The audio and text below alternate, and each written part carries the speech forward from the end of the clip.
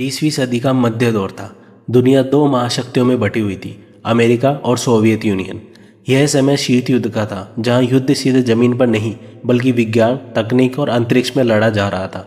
1957 में जब Soviet union ने स्पुतनिक उपग्रह को अंतरिक्ष में भेजा और 1961 में यूरी गागरिन अंतरिक्ष की यात्रा करने वाले पहले इंसान बने, तब अमेरिका को यह एहसास हो गया कि अंतरिक्ष की दौड़ में पीछे रह जाना सिर्फ कंपटीशन नहीं बल्कि भविष्य की ताकत को खो देने जैसा है।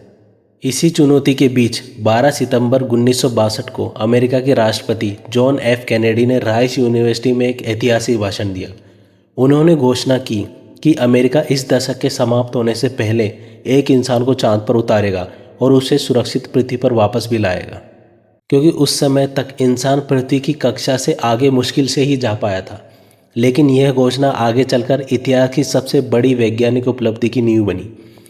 कैनेडी ने इस सपने को साकार करने के लिए नासा ने अपोलो प्रोग्राम की शुरुआत की। यह कार्यक्रम सिर्फ एक मिशन नहीं था, बल्कि हजारों वैज्ञानिकों, इंजीनियरों और तकनीशियनों का सामूहिक प्रयास था। अरबों डॉलर खर्च किए गए, नए तकनीकों का विकास हुआ और अनगिनत असफलताओं के बावजूद इंसान ने हार नहीं मानी। कई परीक्षण मिशनों और दुखद घटनाओं के बाद आखिरकार वह दिन नज़दीक आया जब इंसान चांद की ओर उड़ान भरने वाला था। 1969 में नासा ने अपने सबसे महत्वपूर्ण मिशन अपोलो 11 के लिए 3 अंतरिक्ष यात्रियों का चयन किया, जिनमें पहले थे नील आर्मस्ट्रॉन्ग, दूसरे थे बज एल्ड्रिन और थे Michael Collins. Neil Armstrong mission के कमांडर थे, एक शांत स्वभाव वाले इंसान लेकिन बेहद अनुभवी टेस्ट पायलट और इंजीनियर भी थे। उनका जन्म 5 अगस्त 1930 को होवायो में हुआ था। कोरियन युद्ध में फाइटर पायलट के रूप में सेवा देने के बाद वे 1962 में नासा के अंतरिक्ष यात्री बने। इससे पहले वे जेमिनी 8 मिशन के उन्होंने अंतरिक्ष में पहला सफल डॉकिंग किया था। इस मिशन के लिए दूसरे सबसे खास व्यक्ति थे बज एल्ड्रिन, जिनका पूरा नाम था एडविन यूजिन एल्ड्रिन जूनियर था। उन्होंने MIT से एस्ट्रोनॉटिक्स की PhD की थी और स्पेसवॉक तकनीक में विशेषज्ञ माने जाते थे। जेमिनी 12 मिशन में उन्होंने यह साबित कर दिया था कि इंसान लंबे समय तक अंतरिक्ष में काम कर सकता है। वहीं माइकल कॉलिंस, जो कमांडर मॉड्यूल के पायलट थे, मिशन के सबसे अनदेखे लेकिन बेहद महत्वपूर्ण सदस्य थे। जब नील आर्मस्ट्रॉन्ग और बज एल्ड्रिन चांद पर उतरने वाले थे, तब कॉलिंस अकेले चांद की कक्षा में घूमते हुए पृथ्वी से संपर्क बनाए रखने की जिम्मेदारी निभा रहे थे। बात 16 जुलाई 1969 की सुबह की है। फ्लोरिडा के केनेडी स्पेस सेंटर से इतिहास का सबसे शक्तिशाली रॉकेट सैटर्न V लॉन्च के लिए तैयार खड़ा था।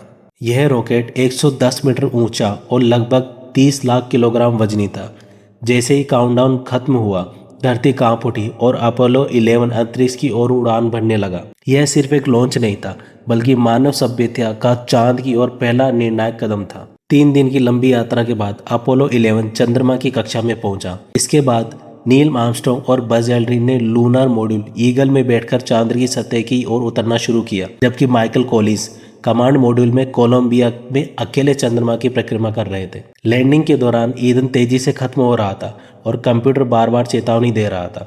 फिर भी आर्मस्ट्रॉन्ग ने हाथ से नियंत्रण संभाला और 20 जुलाई 1969 को चांद के सी ऑफ ट्रांक्विलिटी क्षेत्र में ईगल को सुरक्षित उतारा। कुछ ही पलों बाद नासा को वह संदेश मिला जिसने इतिहास बदल दिया। Houston, the eagle has landed. यह वाक्य पूरी दुनिया में गूंज उठा। 21 जुलाई 1969 को नील आर्मस्ट्रॉन्ग ने सीढ़ी से उतरकर चांद की सतह पर पहला कदम रखा और वे शब्द बोले जो हमेशा के लिए अमर हो गए। That's one small step for man, one giant leap for mankind. इसके कुछ मिनट बाद बज एल्ड्रिन चांद की सतह पर उतरे और उन्होंने उस वीरान लेकिन अद्भुत दुनिया को मैग्निफिशिएंट डेजोलेशन कहा। दोनों अंतरिक्ष यात्रियों ने लगभग 2.5 घंटे तक चांद की सतह पर प्रयोग किए। उन्होंने अमेरिकी झंडा लगाया, वैज्ञानिक उपकरण स्थापित किए और चंद्रमा की मिट्टी और पत्थरों के नमूने एकत्रित किए। कुल मिलाकर उन्होंने लगभग 21 घंटे चांद पर बिताए, जिनमें से 2 घंटे 31 मिनट सिर्फ चहलकदमी की। इसके बाद अपोलो 11 ने चांद को अलविदा कहा और पृथ्वी की ओर वापसी की। 24 जुलाई 1969 को तीनों अंतरिक्ष यात्री सुरक्षित प्रशांत महासागर में उतरे, दुनिया की राहत की सांसें लिए और इंसान ने यह साबित कर दिया कि अगर साहस, विज्ञान और संकल्प साथ हो, सपना असंभव नहीं है। अपोलो 11 सिर्फ एक मिशन नहीं था, वह मानवता की सामूहिक जीत थी। इस मिशन ने भविष्य की अंतरिक्ष की खोजों की नींव रखी, चाहे वह चंद्रमा पर आगे की यात्राएं हो या मंगल ग्रह की योजनाएं। चांद पर रखा गया यह पहला कदम आज भी हमें याद दिलाता है कि इंसान की उड़ान सपनों से शुरू होती है, लेकिन इतिहास मन की हिम्मत से। उम्मीद है आपको हमारा ये वीडियो पसंद आया होगा। ऐसे ही और वीडियोज़ के लिए हमारे चैनल को सब्सक्राइब करें।